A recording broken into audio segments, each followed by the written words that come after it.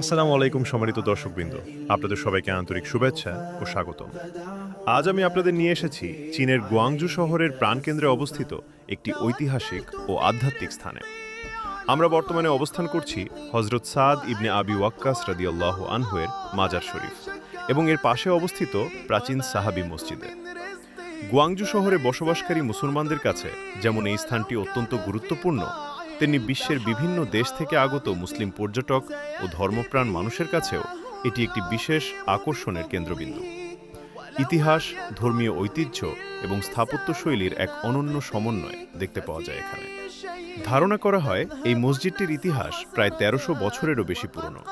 শতাব্দীর পর শতাব্দী ধরে এটি ইসলামের ইতিহাস ও ঐতিহ্যের এক গুরুত্বপূর্ণ সাক্ষী হয়ে দাঁড়িয়ে আছে। চীনে ইসলামের আগমনের ইতিহাসের সঙ্গে এই স্থানের নাম গভীরভাবে জড়িয়ে রয়েছে। আপনারা দেখতে পাচ্ছেন মসজিদটির স্থাপত্যশৈলী সাধারণ মধ্যপ্রাচ্যের মসজিদগুলোর তুলনায় কিছুটা ভিন্ন। এখানে চীনা সংস্কৃতি এবং ইসলামী স্থাপত্যকলার এক চমৎকার মেলবন্ধন ঘটেছে। দূর থেকে দেখলেই এর সৌন্দর্য মনকে ছুঁয়ে যায়। মসজিদের চারপাশে রয়েছে পরিচ্ছন্ন পরিবেশ, সবুজ গাছপালা এবং এক ধরনের প্রশান্তিময় আবহ, যা এখানে আসা প্রত্যেক দর্শনার্থীর মনকে শান্ত করে দেয়।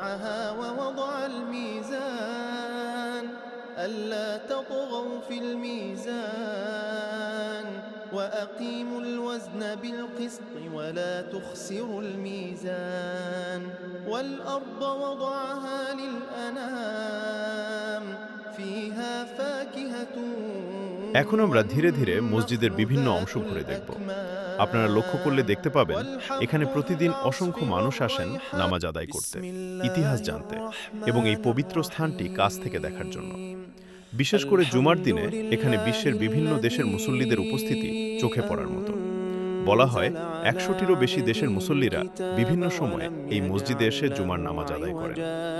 একটি বিষয় সত্যি অবাক করার মতো যে হাজার বছরেরও বেশি সময় পেরিয়ে যাওয়ার পরও এই স্থানটি ইসলামের সৌন্দর্য ও ঐতিহাসিক গুরুত্ব কিছুটা হলেও অনুভব করতে পারবেন। আজকের এই ভ্রমণ আমাদের মনে করিয়ে দেয় যে ইসলাম শুধু একটি ধর্ম নয়, বরং এটি একটি সভ্যতা, একটি ইতিহাস এবং একটি বিশ্বজনীন ভ্রাতৃত্বের শিক্ষা।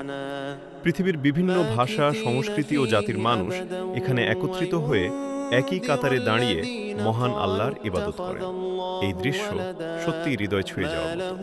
ভিডিওর শেষ পর্যায়ে এসে আমি আবারও বলতে চাই, যদি আপনাদের এই ধরনের ঐতিহাসিক, ধর্মীয় ও ভ্রমণভিত্তিক ভিডিও ভালো লাগে, তাহলে অবশ্যই আমাদের চ্যানেলটি সাবস্ক্রাইব করবেন, ভিডিওটিতে একটি লাইক দিবেন এবং আপনার মূল্যবান মতামত কমেন্টে জানাবেন।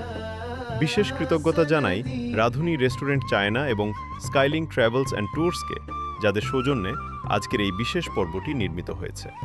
সবাই ভালো থাকবেন, সুস্থ থাকবেন। আল্লাহ তাআলা আমাদের সবাইকে দ্বীনের সঠিক পথে চলার তৌফিক দান করুন।